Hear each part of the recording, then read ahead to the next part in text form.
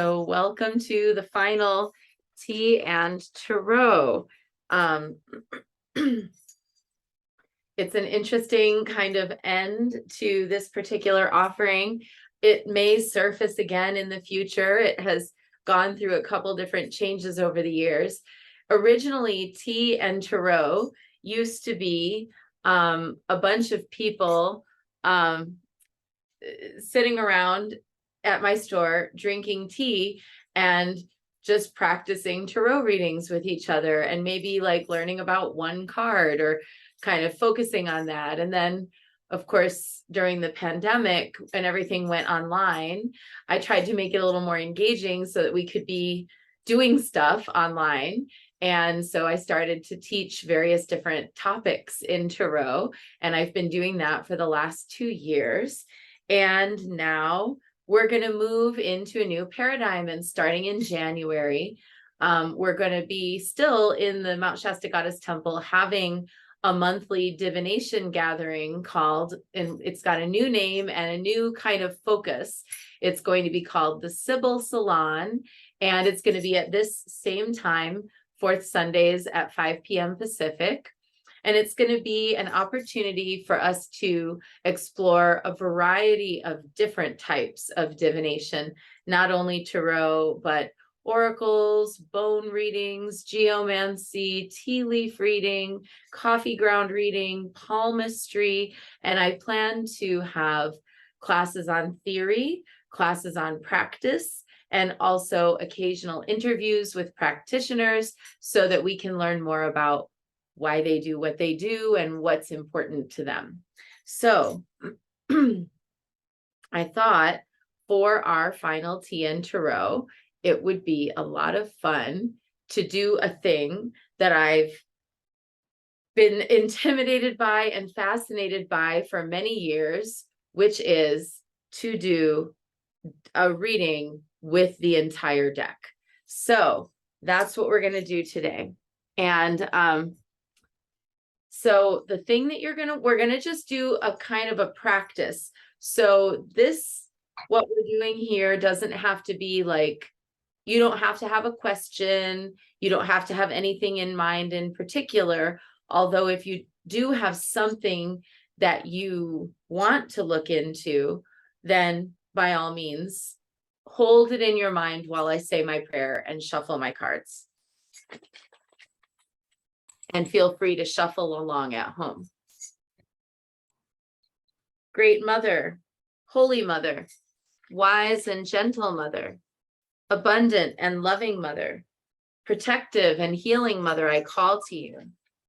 I'm here today at the last Tea and Tarot gathering, and we are seeking information and guidance about things we need to know for the year ahead. And we call upon all the benevolent ancestors, guardians, and guides who walk through this life with us. We ask you to be here now and to guide this reading. We come to this reading together today with courage and strength, honesty and integrity, love, compassion, and gratitude for the journey of life. And may what we learn here today be of benefit to our salon and turning outward. May what we learn here today, in some way, great or small, also be of benefit to the entire universe. For the Tea and Tarot group.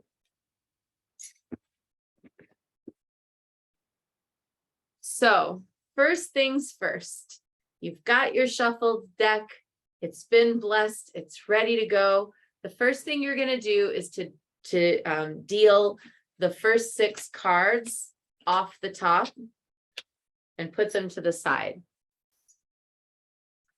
So we're going to come back to those. Those are going to be the cards that we can use for little breakout readings twice during the rest of this reading. So you might think, why do you need to do a reading in a reading? But because we're going to be covering a variety of different topics, there might be something that you're looking at and you think, oh, I need more information. Then we'd have this little breakout reading to do. If you don't use them, also fine. They can just sit there. But now we're going to deal 9 piles of 8 cards. So you're going to do them in a grid. 1, 2, 3, 4, 5, 6, 7, 8, 9. So go ahead and do that.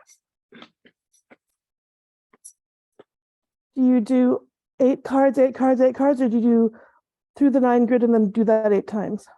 You do 1, 2, 3, 4, 5, 6, 7, 8, 9. And then do it 8 times. Yeah, and do that 8 Okay, times. thank you. Yeah, good clarifying question.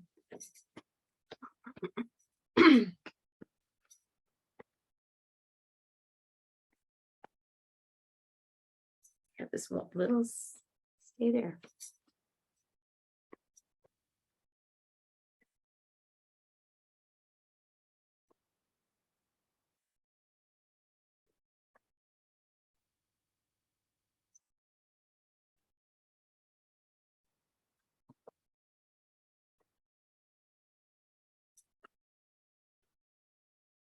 How many did you say to separate from the top? 8 as well? 8 6. and 6. 6 and 8. So we have 78 cards. We want to take away 6 so that we've got 72. So then we can make 9 piles of 8. 9 piles of 8. Wow. Okay.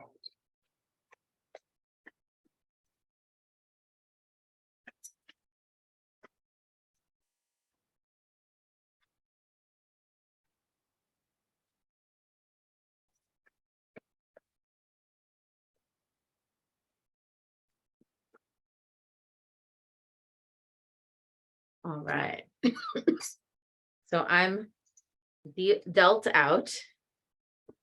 And I'm just gonna make my stacks neat.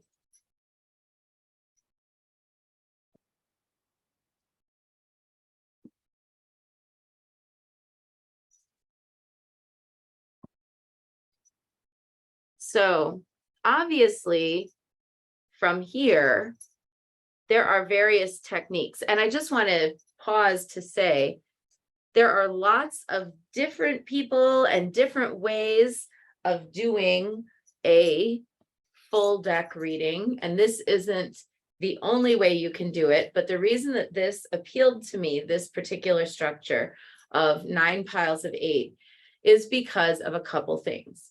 Number one is that 9 is a sacred number for a number of different reasons culturally worldwide. 2, so is 8. 3, I like this format because it lends itself to doing a couple different types of divination. And the 3 types that I'm going to show us that we're going to work on today are 1, which is going to be kind of more of a Western style of divination. It's going to be similar to a style that I saw done in Mexico City when I went there and had a reading at the Mercado Sonora, which is the 50-plus-year-old witches market. And so I went and I had a reading done there, and the woman, Ariam, who did the reading, she's also a daughter of Oshun, and she dealt out the entire deck in piles like this. And so this first type that I'm going to show you is basically what I observed her doing. And obviously, I don't know all the ins and outs of her particular spread, but reader to reader, I could see the mechanics of what was going on. So in her spread, basically what she did was she only flipped the top cards of each pile. And so she created basically a 9-card reading out of the whole deck. And what we can do is we can kind of extrapolate from that, and we can either turn this into a 9-card reading, or we can do a couple different three-card readings within this if we just start by turning the top card. So that's what we're going to do for this round. this first little round with these stacks, we're going to just flip the top card of each pile, and we're going to do it where it is past, present, future, issue, action, outcome, and then 3 cards that are just representing messages from the other world. So flip your top cards.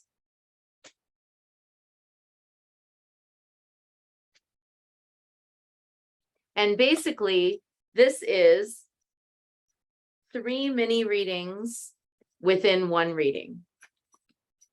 But that will all kind of flow in a direction.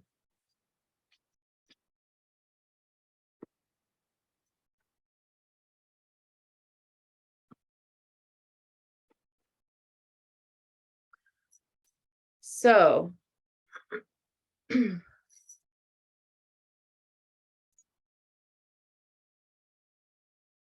in my top 3, my past, present, and future, I've got a very interesting conflation of cards.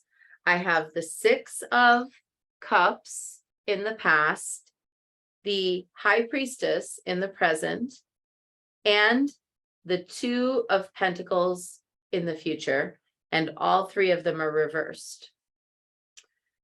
So there's just from, like my own knowing of the meanings of the cards and how I relate to them, I would sort of say there's something here from the past that's something that's been with me from childhood that I haven't uncovered yet, some kind of a lesson or something that I need to know that I have to uncover from childhood, because I relate the 6 of Cups to childhood, nostalgia, yearning for the past, or remembrance of the past.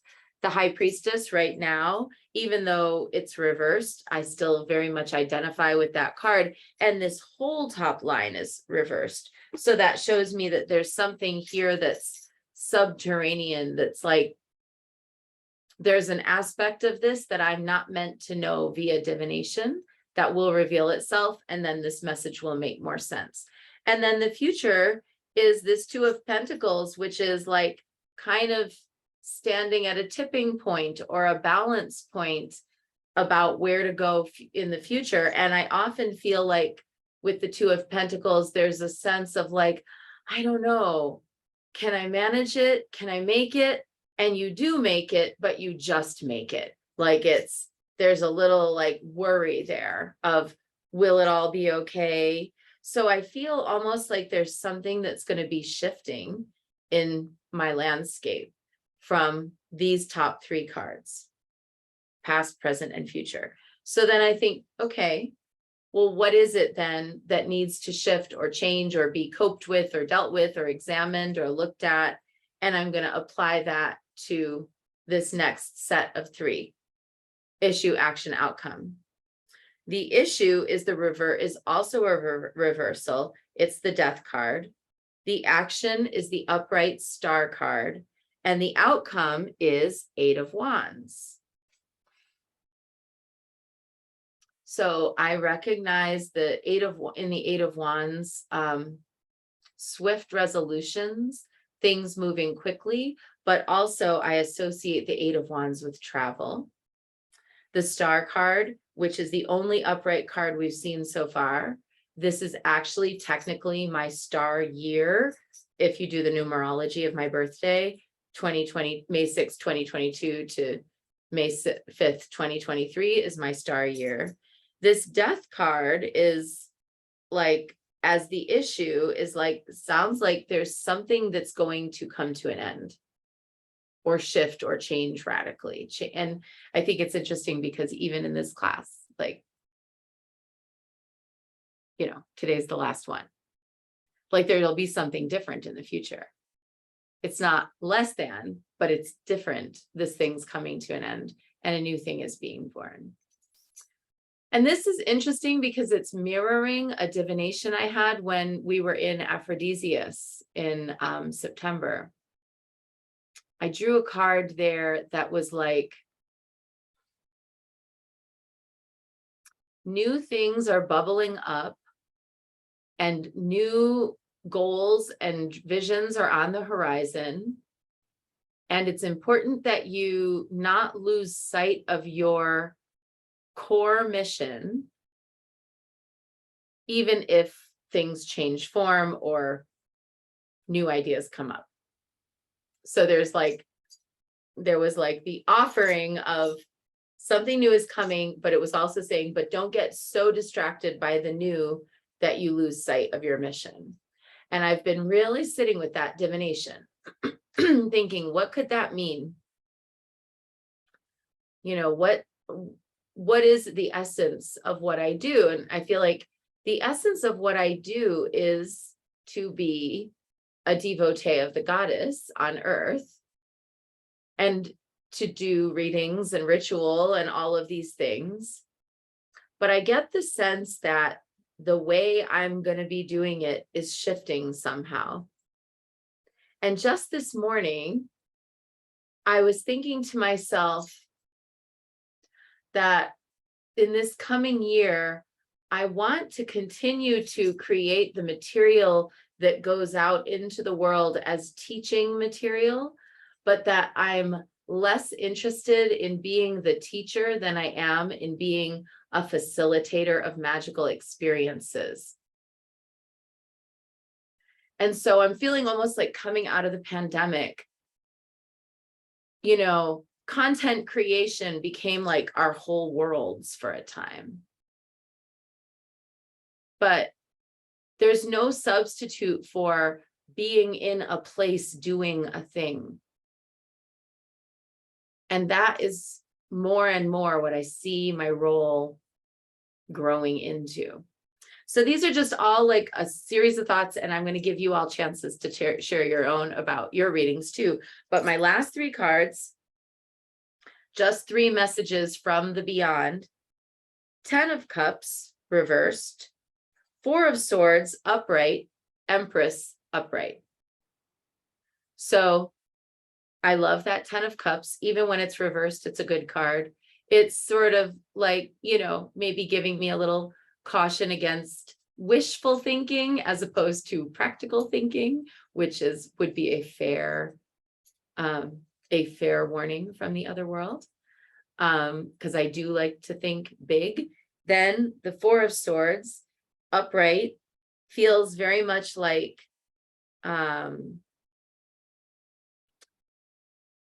that even though I'm wanting to sort of shift the landscape, that the alone time that I've carved out for myself since the pandemic started is still really important.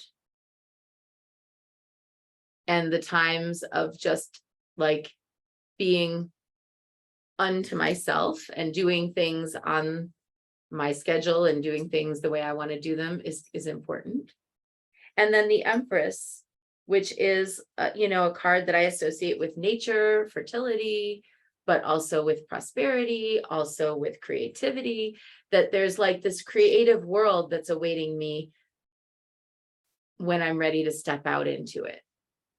So these are just like initial thoughts. I have great cards. I'm happy with them, but I definitely feel like there's some little like, don't get distracted, don't get too derailed, don't miss the bigger picture.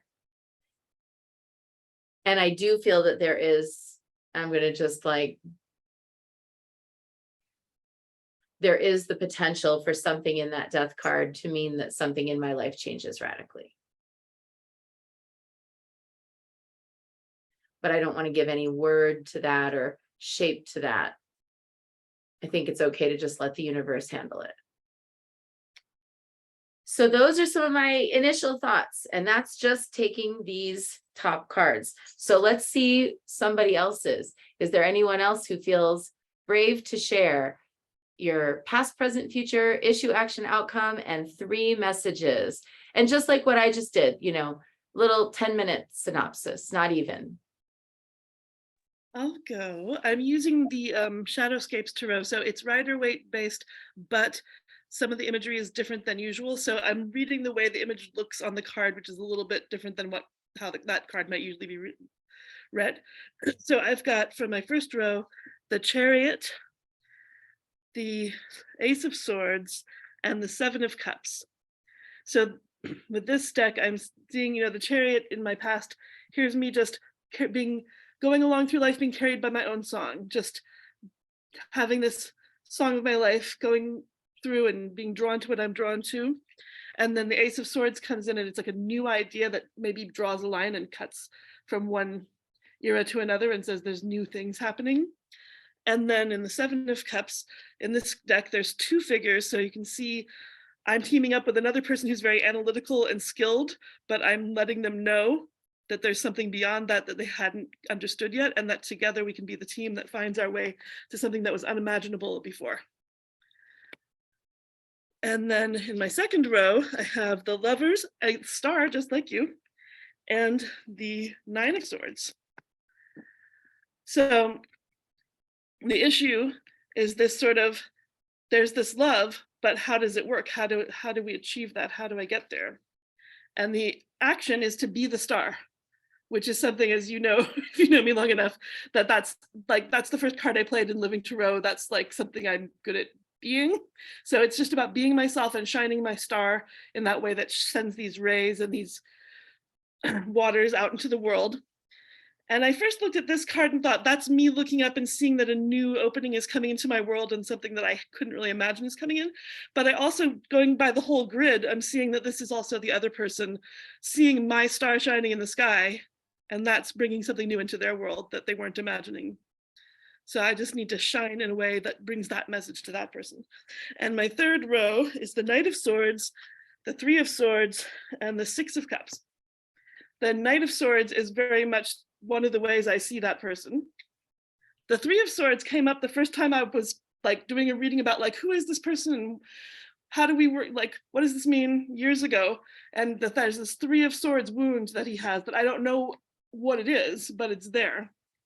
And the Six of Cups is really a portrait of me as a child. It literally looks like me as a child, giving a tea party for a bunch of dolls and the Queen of the Fairies. And this again, like the star, is me just being myself, shining my own true nature in a way that leads the way to something that's healing and that brings back that childhood innocence before whatever this wounding was, so that everyone can move forward in a new way that's not mired in the past. Thank you. That was so powerful. And especially that first row, I really saw correlation to how you used to literally be the chariot, having to go all over the place. You were working at various different locations, you were driving a lot. And then, when you started to take care of your mom and now you're taking care of the household, it brought that to a halt, like immediate halt. And now there are choices about what you're going to do next. That's very, very powerful. And all the rest of it too, because I've known you for a long time. So yes. And I think it's pretty awesome that we both got the star card in the same place. Harking back to the time when we were in Living Tarot together, many times we were, when you were the star, I was the star, like that was my first card, but years later you were the star and I was the universe. No, I wasn't the universe, I was the wheel. But I played the wheel as the wheel of the spiral galaxy and all the wheels in the sky and the way that becomes the wheels in our lives. And so because Living Tarot does pulls a card for each moon and each Sabbath plus one for the outcome of the year. And that year, the full moon happened to be on the winter solstice. So there were two pulls for the exact same day, and that was us. It was us. I remember. On that actual day, the solstice, which was the full moon, we did serious star magic together. I remember it was so powerful. We sat in front of my little fireplace at the Hobbit house and we did that big spell because we were both the card of that day. I love it. Oh my gosh, it feels very much like it's coming full circle here. And obviously, yes, wheeling its way back around. Obviously, we've got more magic to do around this. I love that, Molly. Thank you so much for sharing and for bringing back that fantastic memory of our Living Tarot adventure. All right, let's do one more of these and then we're going to move on to the next possible interpretation. Is there anybody who's like, I'm looking at my cards and I'm willing to give you the breakdown? No. Okay. Okay, Cosette, yeah, go for it. Okay, so my top three, I have the Ace of Wands. I'm using the Radiant Wife RDF, which is very pretty. So it's funny for past, present, and future. So I have the Ace of Wands, which, you know, really indicates that I have been very much working on a lot of creative projects and new things this year. So very accurate. And the Empress, such a beautiful card. I love it so much. Again, not like a lot of good things from this, right? Which is true. That's been happening. There's a lot of really interesting things happening for me right now. Then my future card is the Five of Pentacles, which is also understandable because, you know, the things that I'm doing I mean, I quit my job to go have fun is basically what I'm working on. So I think this could reflect the fact that, you know, money might be tight and I have to be careful. It's like the fun is free, but all Yeah. the things you need for the fun cost money. But the light of that sacred church is still shining on you. Like you're doing sacred work and it's still shining on you. You're not alone in the dark. And you know what, some of that is like, you know, I mean, so this card is always an interesting one, I think, because just because I mean, it could very well be feeling left out, feeling isolated, but it could also be a choice that you make, you know, is turning your back on something and moving towards something else. So that's another way to look at it. In terms of, what is it? It's how the people in the church see those of us who aren't in the church. Yeah, that's right. I'm like, that's not always the best sanctuary for some people. That we have a relationship with pentacles that's a little bit different than the church. So then for issue, action, and outcome, I've got the Magician, which is a card that's really lovely as well, because, right, it represents all the things that you can do, that you have all the resources at your disposal. And that's a message that I need to hear a lot, because I tend to be someone who always feels like they're missing something, like I'm either missing skill or missing experience or missing something. I can't really go forward sometimes. So I think I need that reminder that, yes, I actually do have this. Like, I actually had someone tell me once, like, stop taking classes and just go do it. You know, like, and that's a reminder of that. The Page of Swords is nice as well, you know, that again, that intellectual kind of realm, and just get out there and do it and have that energy, and you know, you have those opportunities. This was an interesting one around the outcome, the Seven of Swords, which another really interesting card, I think, depending on how you look at it, right? Because it can very well be like a warning that, you know, people are sort of maybe not having you in their best interest. There's a warning of deception or strife or conflict, but it could also mean that you need to be careful. You're the one that sort of, yeah, I guess there's two sides of the same coin in a way.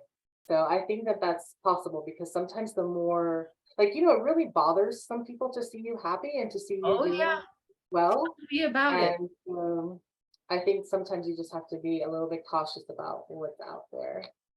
I do think so. And if you don't mind me saying so, I also felt like that Page of Swords is telling you to get your writing out there more and more, because it's really good. And that, you know, I sometimes see the Seven of Swords not only as deception or even as self-deception, but also sometimes I see it as indecisiveness. Like occasionally the Seven of Swords feels a little wishy-washy, like I'm not sure, like maybe kind of here or there.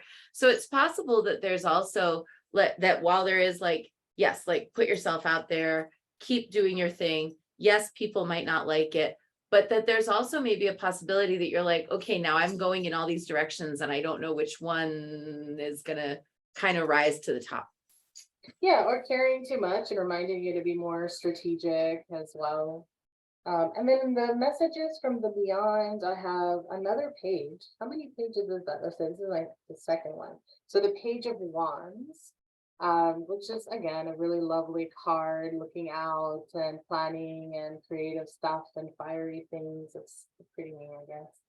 And then this is such a nice card too, Temperance. I got Temperance in the messages. So I think just a reminder to be patient, which I'm not the, I mean, I am patient in some ways, but really not in other ways. So just take it slow, be patient. I love the water. Always when I see water like this, it sort of reminds me to focus on some of the deeper intuitive, unconscious kind of stuff that comes up as well, which I really like. And then the last card is the Nine of Pentacles, which is also really beautiful, right? And suggests a lot of good things, good reward and abundance and plentiful. And I'm always intrigued by the hawk on her that she's holding there. So yeah, that's it for me. Pretty good I stuff. always love how the hawk's hood it matches her hat, so that it's like Yeah. she's right where she belongs in her own world, matching the world. Like she is the hawk. She could fly away, but she's happy where she is. And the Nine of Pentacles is a nice antidote to that Five of Pentacles. It's like, yeah, it may be that through leaving your job and pursuing your joy, that the money is different, right? And that it might feel like a big shift all of a sudden, but that you're still, as long as you're still living your life and you have food on your table and a roof over your head, you're doing pretty great. So, you know, that the wealth that you need is there. Yeah, and I think also, like, whenever you're trying to build a business, it's a slow process. It takes years before you see a return. It takes years before you see money coming back in. So, I mean, when I quit my job, I had a conversation with my husband. I'm like, are you okay with this? Like, we have to spend less. We have to, do these things for a few years. And he's like, yeah, we can do this, Great. So that's So you that's all. actually have the thing that's most valuable of all, which is support. Yeah, I do. I do have You support. know? I'm really happy in that way. Yeah. I'm I very love blessed. this. Well, this is great. Thank you so much for sharing, Cosette and Molly. And we are now going to take another dive. So let's go ahead and lift. Well, yeah, let's lift off those top cards just since we've already read them and we don't want to repeat them. So we're going to just lift it off. And this is, you can do this in a reading if you decided to do this style reading for someone else. So lift those off and put them to the side. Make sure they don't get tangled up with your 6 helpers that are over there. Now you've got 9 piles of 7. So each of these can be its own whole topic with its own whole reading. So I'm going to share the paradigm that I think is valuable, which is to look at you can basically do this however you like, but if you look at each of these 9 piles as having its own subject matter, then you basically have 9 different multi-card readings. You could do 9 different 8-card readings right from the beginning, but if you do it the way that I'm showing you, and you start by flipping a card, issue, action, outcome, past, present, past, present, future, issue, action, outcome, and then put those aside. So now you've got 9 piles of 7.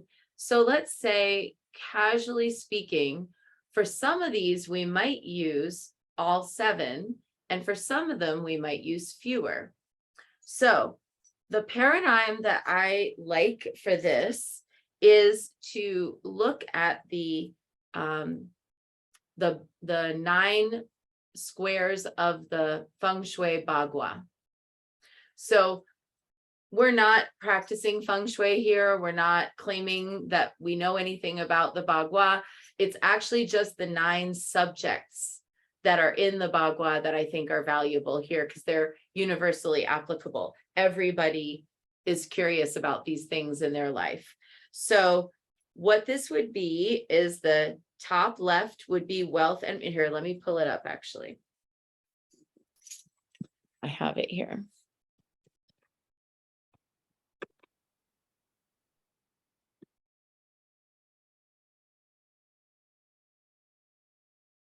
Okay.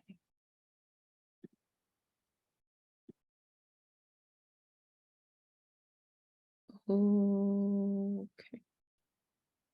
Open image in new tab. There we have it. That way I make it bigger. Okay. Screen share. Here we go. All right.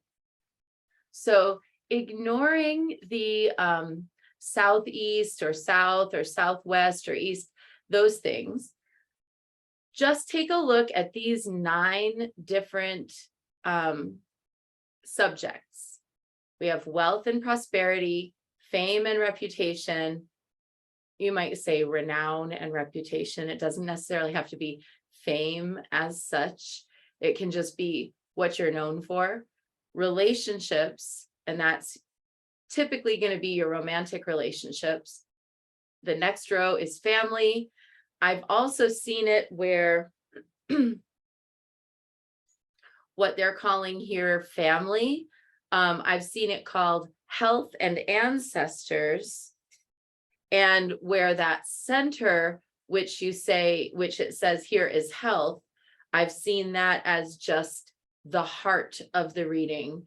That's like your, essence. So just so you know, you can either put health with family and ancestors, and then leave that middle card as kind of a mystery, like the magical essence of the querent, which is how I think I would like to do it. Then there's what they say here is children and creativity. I might say fertility.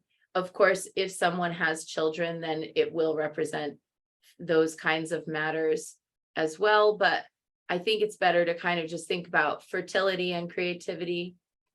Then the final row, knowledge and personal growth, career, which is separate from wealth, and then travel and helpful people. So this knowledge and self-cultivation can also be about spiritual growth. And this travel and helpful people can also be kind of thinking about like friends and places. Because we're not doing a strict Bagua interpretation, we can adjust these categories to our purposes. But these are pretty much the things that people want to know about. And if you felt as a reader that there's one of these things that you're like, this isn't so important, then you could take it off. But what I see is that you might do, for example, under wealth and prosperity, you might do a 3-card reading that's just like, okay, what do you need to know about the wealth? So you could flip 3 cards there. Under fame and reputation, or renown and reputation, you might do 1 card, or you might even do all 7 cards. If, for example, somebody said, well, there's this person who's been like gossiping about me, or there's this person who's been competing with me at work, or there's this person who I've been feeling is like blocking me in some way, you could actually turn that stack of 7 cards into a 7-card reading where you look at the querent, the person in question, what's working in the querent's favor, what's working against the querent, short-term outcome, long-term outcome, and what does the querent need to do. So you could create a 7-card relationship reading there. You could create a 7-card relationship reading in the relationships category. You could create a 7-card relationship reading in the family category. So there's a lot of room here for you to do a built-in 7-card relationship reading. And I've taught how to do that before on this channel, but it basically breaks down to the querent, the other person, what's working in the querent's favor, what's working against the querent or might be troublesome, short-term outcome, long-term outcome, and what does the querent need to do next. So those could be 7 card readings that you do within this. You could do a 7 card as above, so below reading with this, where it goes like a sort of looks like a triple M, where it's 1, 2, 3, 4, 5, 6, 7, and the 4 across the bottom are the querent's movements through our earthly existence, and the 3 at the top are cosmic messengers or messages to help them. That would be a 7 card reading you could do within this context. Then there's a third 7 card reading you could do, which is the ancestor spread, which is 1 at the top representing the ancestor that the person wants to communicate with, 2 cards below that representing the qualities of that ancestor so that you know who you're talking to is really who you're talking to, 3 cards below that that represent the messages from that ancestor, and 1 card at the bottom which represents the querent's next step in terms of, is there something their ancestor wants them to do? Is there something they need to work on or fix or correct in their lives? Is there some help that's coming from this ancestor? And if you do it the way I described, where you do 1, 2, 3, 1, it looks like a evergreen tree. It's in the shape of a family tree. So that could be, that ancestor spread could be done around family, could be done around travel and helpful people. You could also do a 4 card north, east, south, west spread around travel, so that you could see what would be the beneficial directions for the querent to go. And then you'd still have 3 cards left over, but that's fine. We'll get to that. There's a 3rd layer to this. So basically, between past, present, and future, issue, action, outcome, the ancestor spread, the relationship spread, or the as above, so below spread, you have a number of different spreads that will utilize the majority of the cards that are on the table right now. So we obviously don't have time for everybody to do a big breakdown of all our cards, but what I'd like you to do is to identify in this looking at this paradigm, what you'd like to do. So for example, maybe you'd like to do a 7 card relationship spread with your significant other in the relationships category, but you're cool just doing like a past, present, and future around career.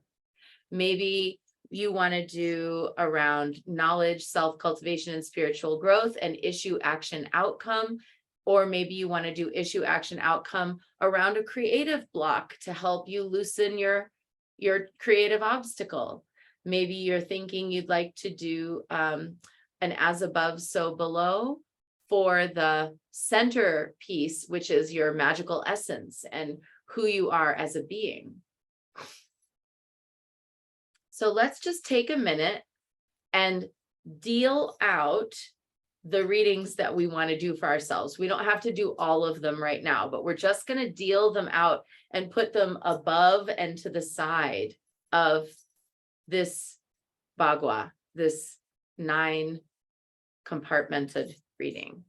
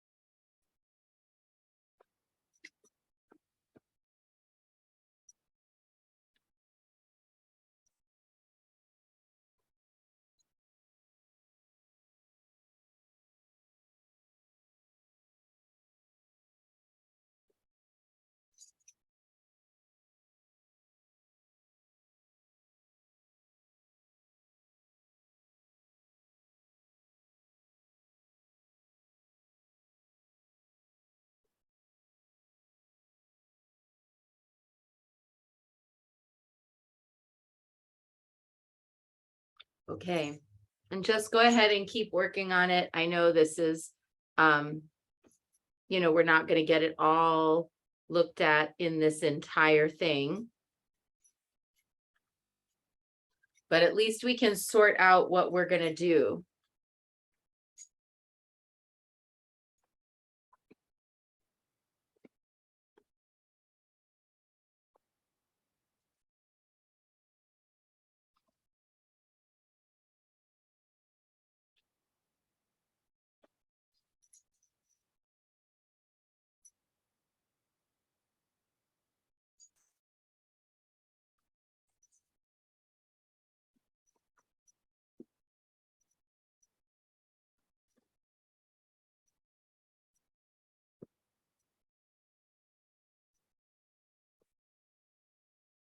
And then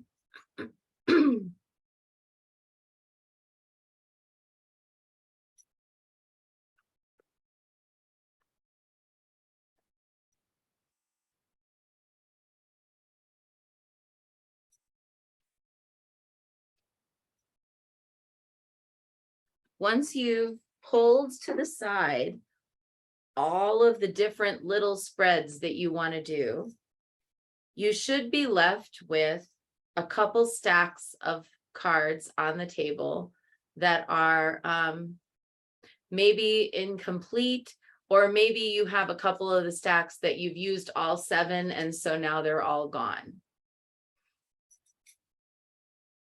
So what you want to do is to go back now and pick up a few of the cards here from your helpers, and you just want to place a card anywhere that there's a blank spot.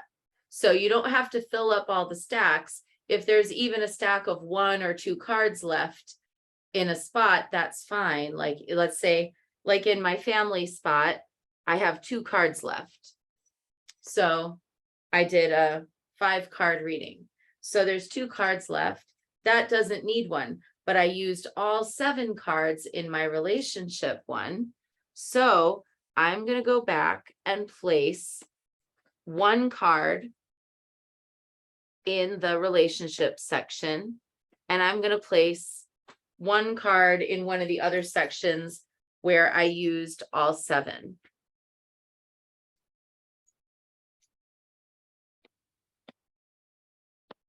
So that you still have 9 piles with all of them face down.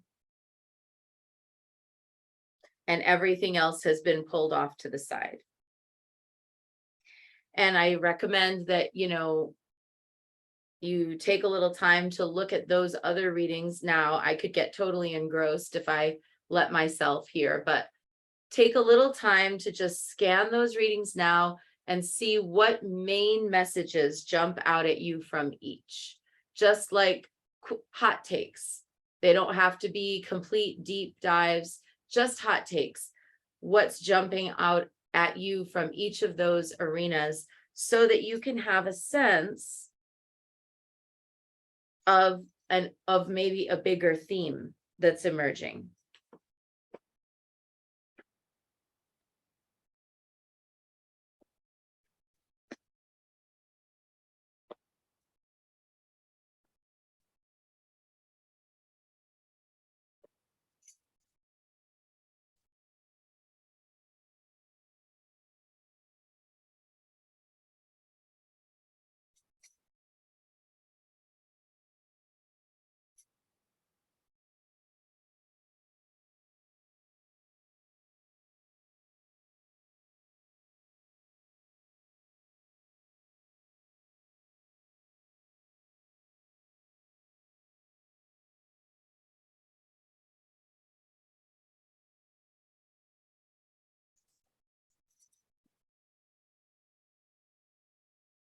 Mm.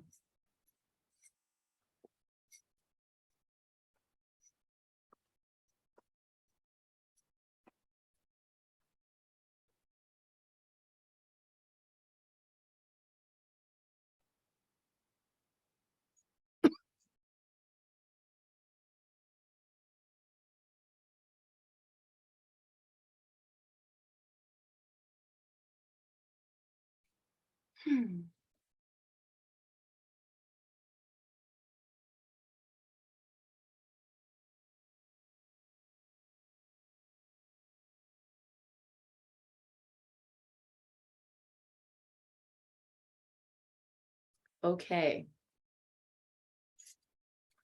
So just as you're kind of doing a quick scan of all these little mini readings and in their different areas, if you had to come up with a few words or a key phrase to sort of summarize the big message of this, what would it be? Take a minute and just do your scans.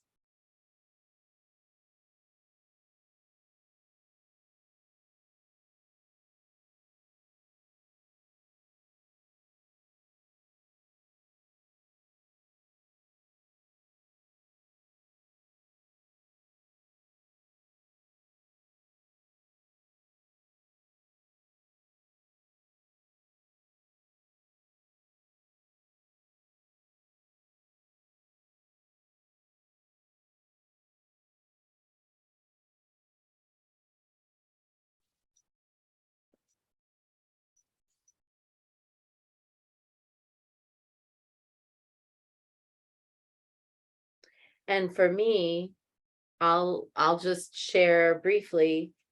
It's literally like in every place, almost every single one of these readings in its own unique way conveys the message that the only thing I need to be afraid of or that I need to worry about is if I get so locked down in what has been or in trying to hold on to anything that I fail to receive what's coming.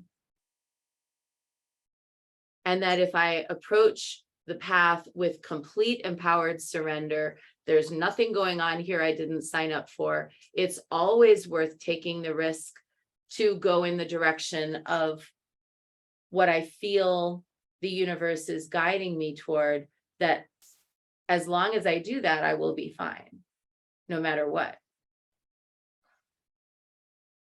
So that's like my hot take. How about you? Does anyone see a hot take from your collection of readings here?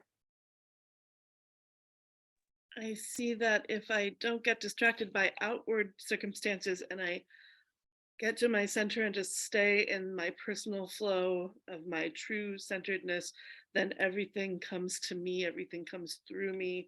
I become the person I need to become. Beautiful.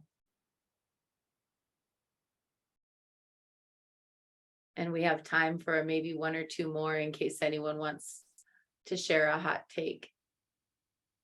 Give a little wave if you're ready, or pull yourself off mute.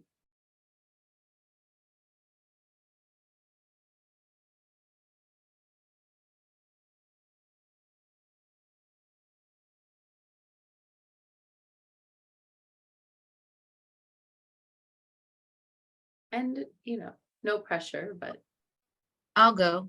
okay. So my take on it was that creative action is like the pathway to emotional fulfillment. So that's kind of the general gist of what I got out of those. Brilliant. And you can see it's probably popped up in a couple different spots, didn't it? In the Yeah. creativity, in the career, or the self-growth, or the center. I can see so many places where that message would come through. That's excellent. Awesome. Okay, so now what to do with the remaining 9, or the remaining 9 stacks. So this is where we can look at basically these remaining stacks as representing the auric field and the body of the querent. So where I've derived this from is from the geomantic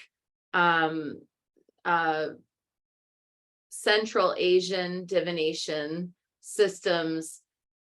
Nowadays, one that's practiced and known very like well, or has been heard of around the world, is called Kumalak, which is a Kazakh method of geomantic divination that involves pebbles, and it involves a 9-point board, basically, where you would deal out your pebbles.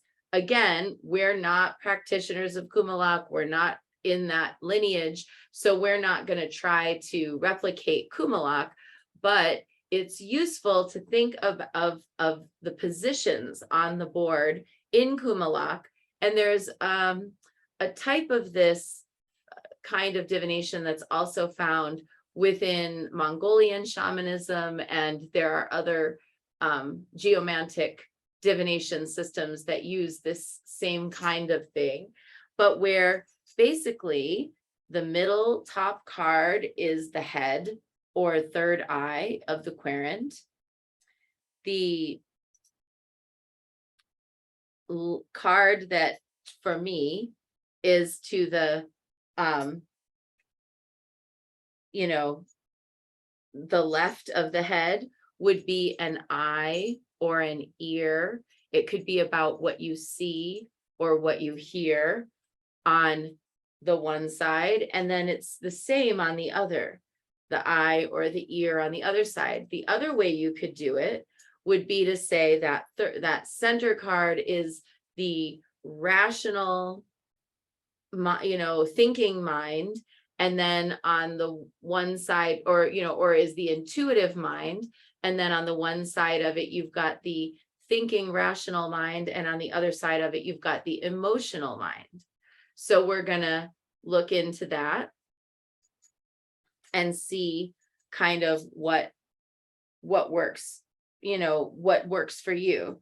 Then in the center, those three cards, the center card is the heart, and the card to the left of that is the left hand, and the card to the right of that is the right hand, or could be the reverse if you want it to be like as if they're facing you. But either way, in many sort of different systems of understanding, the left side of the body is associated with the mother line and mother ancestors. The right side of the body is associated with father line and father ancestors. You could see the left as being, the creative, the right brain. You see the right hand as being the left brain, the more analytical or the more practical. So that you've got basically at this top level, the vision or the view. At the center, you've got this feeling or the heart guidance or practical action. And then at the bottom level,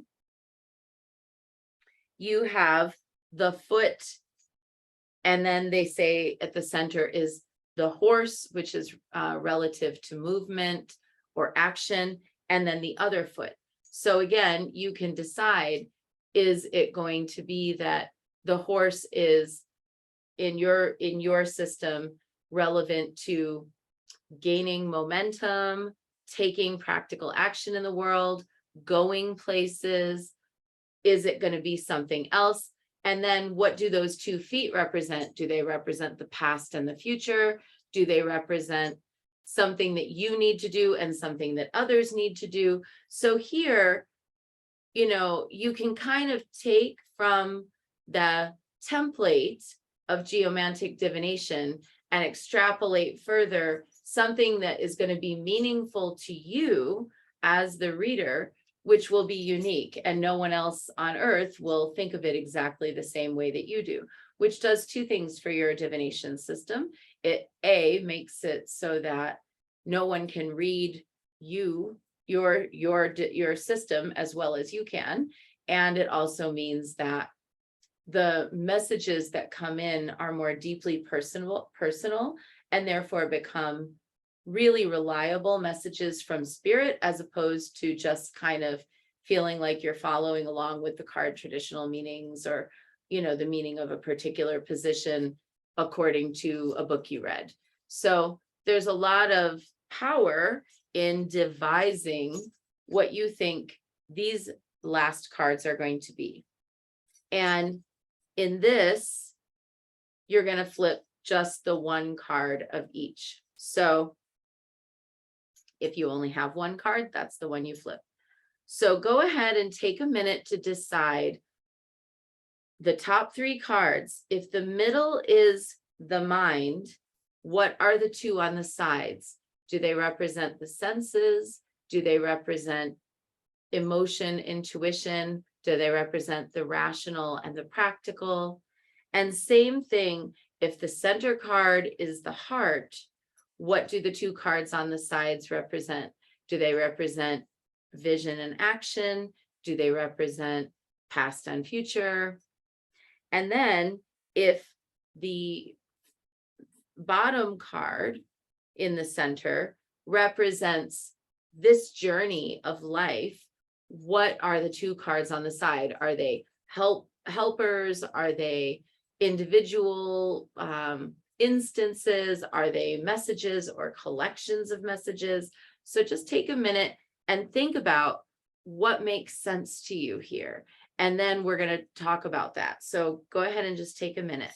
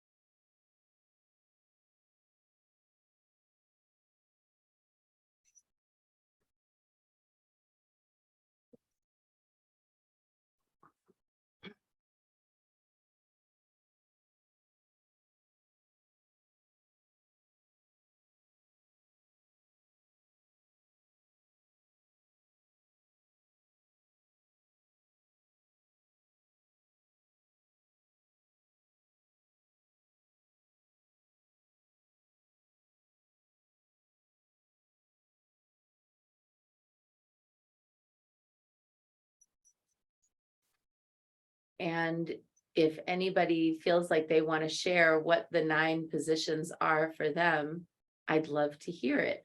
Or if you're kind of thinking about some and you're feeling a little stuck, we could workshop it together.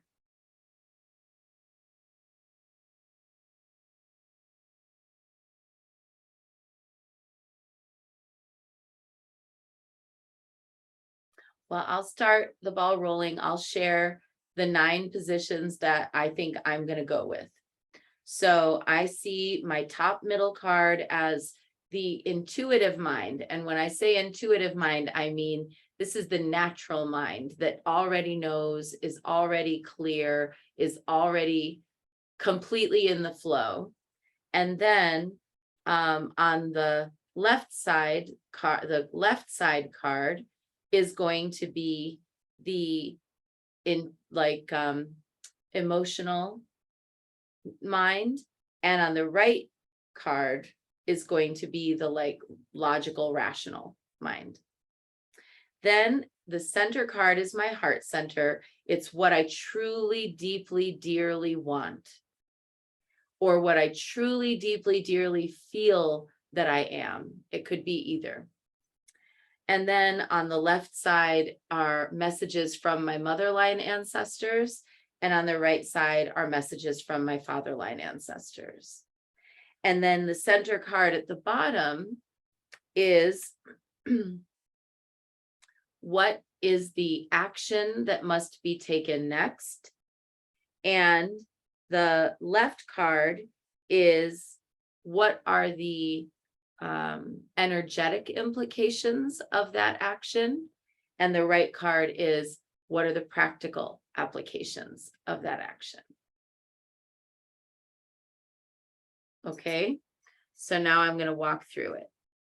So at my intuitive knowing mind, 4 of Wands reversed.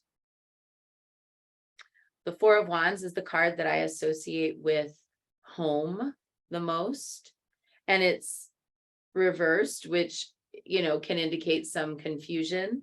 And recently I have been feeling like I love my house, I love where I live, but I kind of disidentify from being like, say, a Californian or a Dunsmerian.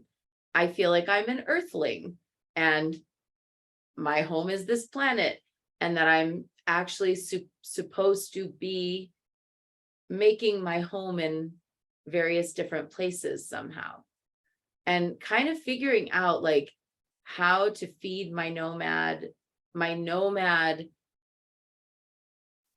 tendency in this world, which is not actually super suited to it, is a constant struggle. So let's see what are the emotional implications and what are the logistical implications of this. So the emotional implication, 9 of Pentacles, the logistical implication, the Magician. So I feel like the emotional implication of that 9 of Pentacles card suggests that basically being at ease wherever you are is the goal, regardless of where you make your home or where you sleep or where you lay your head down. As long as you can inhabit a space with ease, everywhere you go is heaven on earth. And I do feel that to be the nature of the priestess in our world, is to be able to create little pockets of heaven on earth wherever she goes. Little magical moments, amazing things that where she's in such communion with the spirit of place or with nature or with the energies at play, that she is seamlessly interacting with them. The logistical implication is this Magician, which is upright, is like creating the way. And interestingly, like Cosette, you were saying about that Magician card, I kind of already have it all. Like I already kind of know what I'm doing, but there is sometimes a lack of confidence that like I could actually pull that off, manifest it and make it happen. That it's like really like I set this goal for myself that I would live outside of the United States for 6 months out of every year, and that I would live as a traveling global priestess. That I was just talking to Rowan earlier today, and it was like, yeah, and now it's starting to happen. It's literally starting to happen. And we were laughing about like, okay, like the lives that we want are right there in front of us, but how will we afford them? How will we make them happen? So there's all these like logistical things that come up, but the Magician says, well, you kind of have the whole mechanism as long as you remember that you have it. And maybe it's about how I put it together. And I feel also that there's a subtle warning in the Magician of not being overly confident, definitely making sure to dot my I's and cross my T's and mind my P's and Q's. All right, so let's look at the heart. So my heart's truest, deepest expression, Page of Cups, also reversed. The Page of Cups is, in my estimation, such a creature of liminality and ambiguity. Somebody who defies definition or defies roles. I often get this card for queer people, or for people who are, you know, expressive in ways that don't match the kind of expectations that have been placed on them. I get this card a lot around really sensitive artists. And I feel like at my heart, that is what I truly am, even though I live in this world of Taurus logistics all the time. And I'm like, always like structuring and thinking that way. But like my heart is definitely the sort of person who's standing in like a door with a filmy curtain, reciting poetry into the wind. Like there's definitely that aspect of me. And I feel like that's a part of me that hasn't been allowed to come out for a long time, but she really wants to come out. So how are we going to manifest it? What are the messages from my motherline ancestors? Motherline ancestors are the Judgment card.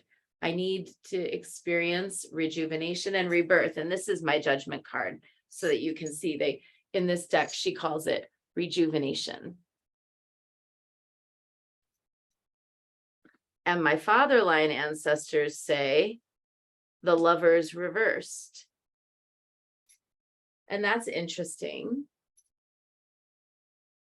It's almost like that's really interesting, because thinking about my dad,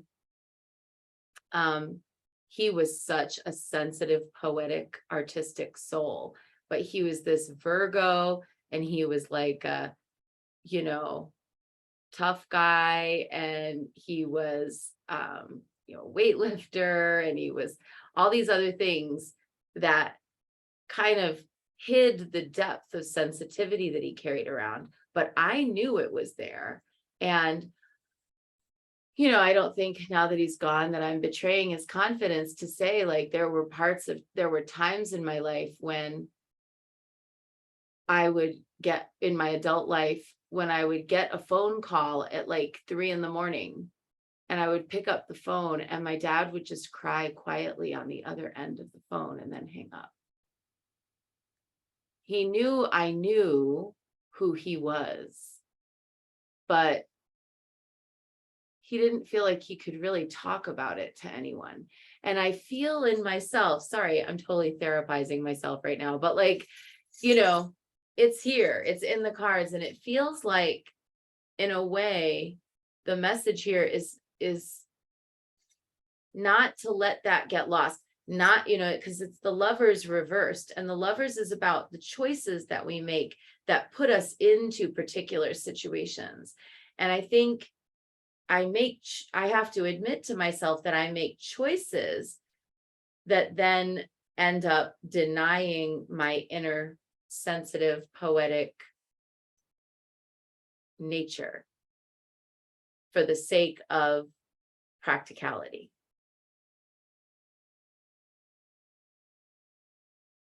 And maybe I'm not supposed to do that anymore. Okay. So at the bottom, what is the action that needs to be taken is the Center card. The Page of Swords reversed. I already know what it is.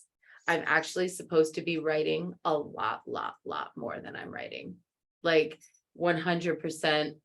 If I just wrote things and put them out there they would go. It would happen. I know it.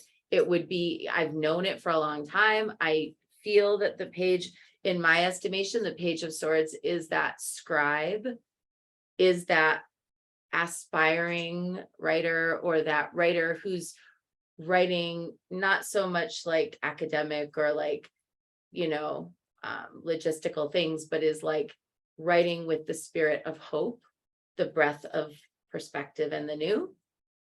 So there feels to me like it's like you should be writing more. if you wrote more and just put it out there, it would go where it needed to go, and you'd have an expression or an outlet for that sensitive part of yourself.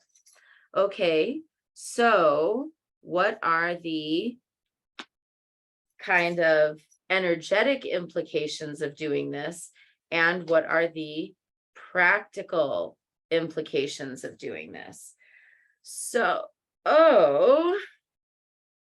the energetic implications of this are the Ten of Swords reversed, which even when I just look at that card, it's giving me a hot flash.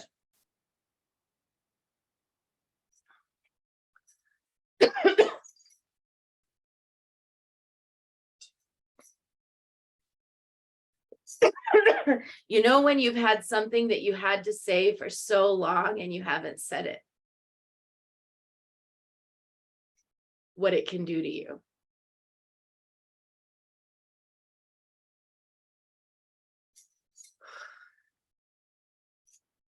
The practical implications of me putting my words out there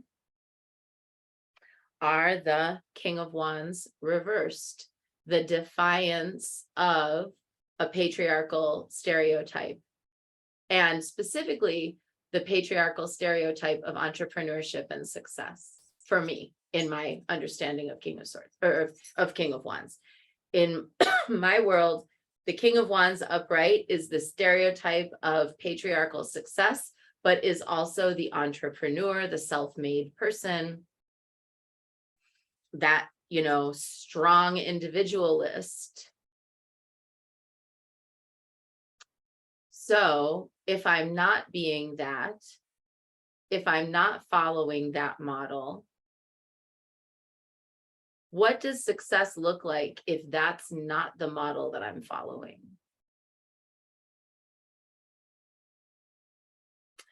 So that's my hot take on this collection of cards. We have time for one more hot take. Anyone feeling courageous, like you could do your hot take of these 9 last cards?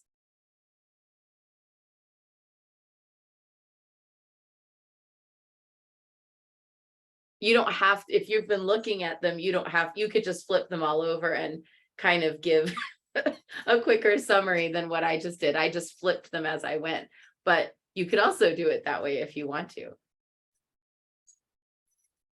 I'm gonna stop the share so that I can look at you more and try to get you to do a thing. I'm joking. Like, if somebody feels like sharing, I would love it, but you don't have to if you don't want to. Okay, I'll share mine. Okay, great. Thanks, Rowan. So for the top row, the 2 side cards are the eyes and ears, the information that's coming in, the things that I'm perceiving. And the center card is how I'm synthesizing it all, putting together. The left side for me specifically is about messages from the spirits, from the spirit world, things like that. And the right side is the material and mundane world. So my top row is the 8 of Cups, the Hangman, and the 3 of Cups. So right now, the message that I'm getting from the spirits or whomever is that there are obligations that I have, which I actually kind of didn't want to share this, but there are some obligations that I've kind of been turning my back on, and have gotten some nudges from some of my spirits that, like, oh, you're supposed to be doing this and you haven't. So that's just coming up as a little reminder. And then in the mundane material world, we have the 3 of Cups, which says that, like, a lot of my stimulation is coming from my friend groups, from being pulled into this sort of Dionysian reveling party friend atmosphere. And so in the middle, my hangman brain is like, oh, I am really enjoying this, but I'm supposed to be doing this, and, like, need to take a second and step back from everything and reassess all of my priorities and figure out, like, how can I make everything in my life flow as smoothly as possible to get to where I need to be? At the next level, the 2 hands are sort of the work that I'm doing in the spirit world and in the physical world. And at the heart, it's you know, the way that I can accomplish this. So in the spirit world, we have the King of Cups. The thing that I'm doing, like there's one of my spirits, Managwaitawayo, who's stepping forward really strongly and heavily to say that, you've been praying for all these things, you've been asking, you've been doing all the service. We're making it happen, and what are you doing? How are you using these tools that we've given you? Whereas in the spirit world, you have the Knight of Pentacles, which says that, like, really, especially coming out of the pilgrimage and everything that we just did, this is the time to sit and be still and hold all of this knowledge, all of these things that I've accumulated, and see how to plant these seeds and make sort of investments of that spiritual growth so that it can produce something in the center. The center card, the Four of Cups, says that the best way for me to make the most out of all of this, I should stop hoping for more. I have a very, to speak in sort of Odu, I have an OD tendency to, like, always be looking toward the horizon, to always be dreaming and thinking about how I can make something else. But you can see in the cards, the King of Cups is handing this cup over. He's saying that, you already have it. Like, what more do you want? So maybe it's time to assess all of the gifts and all of the things that you've been given in order to actually put those into work, rather than just collecting and hoarding benefit. Turn that outward to the benefit of all beings. The bottom row is my path forward. Again, in the spiritual and physical, or the sort of road that is taking me there. Can I just interject about that second row?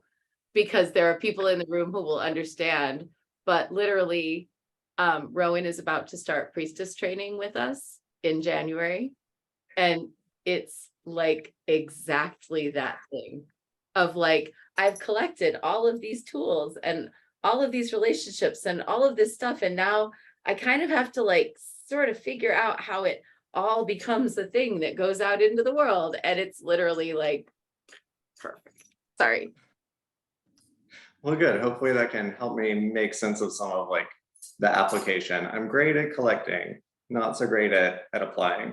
And then here in the last line, we have the Five of Pentacles, the Queen of Swords, and the Nine of Wands.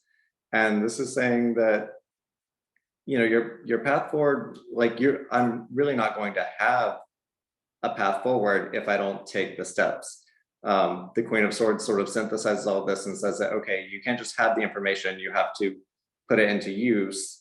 With the Nine of Wands, I tend to want to branch out in 15 different directions and have my little Gemini rising scatterbrain moments and learn a little bit about everything. And it says that, you've done that, and now you need to pick your thing that you're doing and focus on that, rather than saying, well, I could do this, or I could go to school for this, and I could teach this, and I could focus on this. And all of these things are sort of coming together to say that, like, doing that is only going to put you out in the cold. You need to, like, make that sword-like decisive action and pursue that path forward. And it also says, man, she's sharp-tongued. Just joking. Just joking. I'm teasing. In my first set of 9, I had my lovely Queen of Wands, who I usually am, but sometimes I also tend to be the Queen of Swords. Occasionally, just every once in a while. Thank you for sharing that, Rowan. I feel like it's brilliant. I loved the way that you laid out the 9. It feels like those messages are super potent, very specific, and meaningful to the things that are going on with you at this time in your journey. And I'm excited to see what that, when you put the fine point on your next step, what that leads you to. Thank you for sharing that. All right, so we're just at the end of our time here. We could go on, but you now have the mechanism. Now, last thing, go ahead and gather up those cards you just read, which means that now, and put them to the side, which means that now you have whatever your remaining helper cards were from the beginning. If you didn't deal any of those down, but you probably did. as well as gathering up any other card on the table that is left upside down. And then it's up to you. For me, I'm looking at this reading and I'm pretty stoked that I never got the Tower card. So I don't think I'm going to go looking for it. But I could easily see taking these remaining cards. I have 1, 2, 3, 4, 5, 6, 7, 8, 9, 10, 11, 12, I know 13 and 14. So I could easily see laying out the remaining cards either in a Celtic cross, or in a wheel of life, or in just a series of messages, just to see if there's any other message you would want to glean from the cards that you've drawn. But for me, I think I'm going to just put them to the side. You can sort of say good night to the remainder of the deck, but you could also, I have 14. I could easily deal out a Wheel of Life spread +1. So using the whole deck, we did it. And we did it in 3 layers. Remember that the 3 layers of this system are past, present, future, issue, action, outcome, and 3 messages, followed by the breakdown of the topical areas of your, kind of your derivative Bagua, where you're looking at the main things that most people are concerned with in life, whether it's in the order of the Bagua or not, that's fine. That then you're going to do readings based in each of those sections that give a complete outline of what you need to know for that section, and hopefully contribute to an overall message. And then you're going to take that message and run it at, one more time through a set of 9 cards, looking at this final spread, which is bringing you into balance and harmony with the various different forces of your life, and giving you the info you need to know about how to take the next steps of action. It makes a great year-end reading for somebody so that they've got like the full analysis and assignment for the coming year. I can see where it's also would be a very pleasant way to spend an afternoon journaling by yourself on New Year's Day to get your look for the year ahead.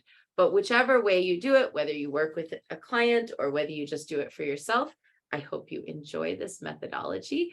I have enjoyed Tea and Tarot so much, and have enjoyed working with all of you this year and in years before. And I'm super excited for where we're headed in January with the Sibyl Salons. The schedule of that will be published somewhere between solstice and New Year's. So take care, everyone, and have a good rest of your day. I'm kind of excited that my last unused helper card that I just turned over is the Knight of Wands. Love it. Adventure. All right. Knight of Cups. Oh, the Knight Knight of of Love. Grail. Oh, yes, absolutely. I love that. All right. Have a good one, everybody. See you later. Bye.